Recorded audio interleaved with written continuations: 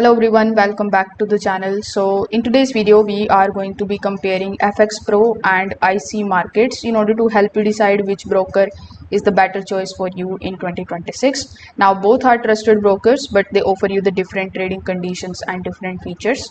So first of all, both FxPro and IC markets are well regulated brokers with a strong reputation.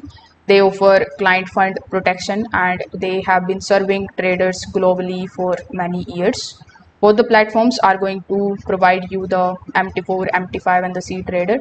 FxPro also provides its own FxPro trading platform, while IC Markets focuses on the low latency trading with support for the third party platforms. IC Markets is very much popular for its very low spreads and it is often preferred by the scalpers and the algorithmic traders. The FxPro offers you the fast execution, multiple account types, and a wider selection of the tradable instruments. So if the question is there which one is actually better, you can go with IC markets if your priority is the lowest possible spreads and high speed execution. You can choose FxPro if you want more account options, additional trading tools, and a broker with its own proprietary platform.